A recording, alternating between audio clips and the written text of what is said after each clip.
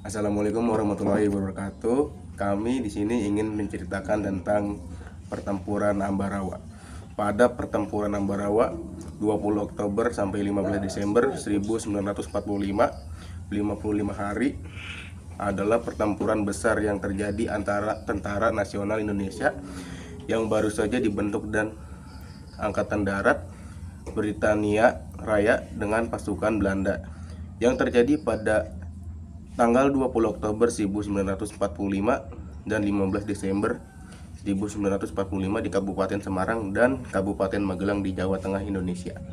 Pada tanggal 19 Oktober 1945, pasukan sekutu di bawah Letnan Kolonel Edward mendarat di Semarang untuk melucuti senjata pasukan Jepang dan membebaskan tawanan perang yang masih ditahan di kem-kem di Jawa Tengah. Awalnya, pasukan tersebut disambut baik oleh pihak Indonesia karena kehadirannya mereka menghentikan serangan terhadap mereka oleh pasukan Jepang sebagai balasan atas pembantaian sekitar 200 warga sipil Jepang yang dipenjara oleh ekstremis Indonesia di dekat Semarang.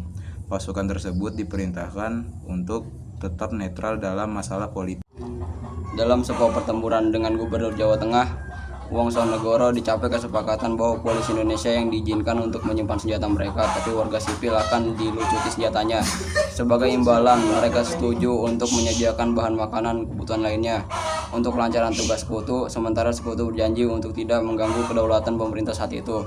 Namun ketika sekutu dan Nica mulai membebaskan dan mempertandai tawanan perang Belanda yang dibebaskan di Ambarawa dan Magelang, banyak penduduk setempat yang marah.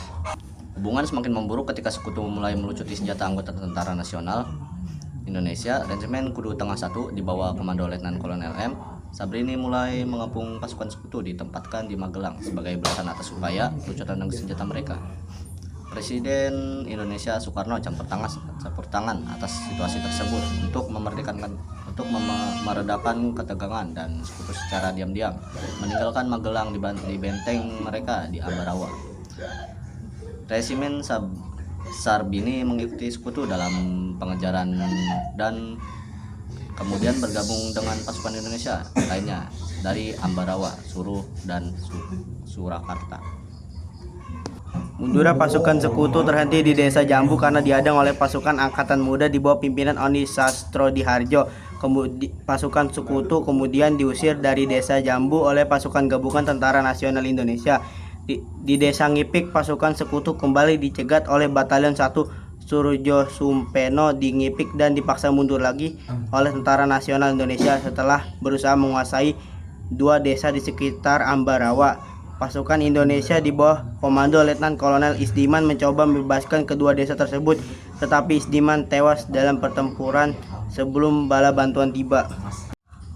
Sejak kematian Letnan Kolonel Isdiman, Panglima Divisi Banyumas Kolonel Sudirman merasa kehilangan salah satu perwira terbaiknya, dan dia segera turun ke medan untuk memimpin pertempuran. Kolonel Sudirman bersumpah untuk membalas kematian Isdiman dan memanggil bala bantuan untuk mengepung posisi sekutu di Jawa Tengah. Tanpa sepengetahuan prajuritnya, ia telah terpilih sebagai Panglima Angkatan Perang pada tanggal 12 November secara in absentia karena ia masih bersama divisinya.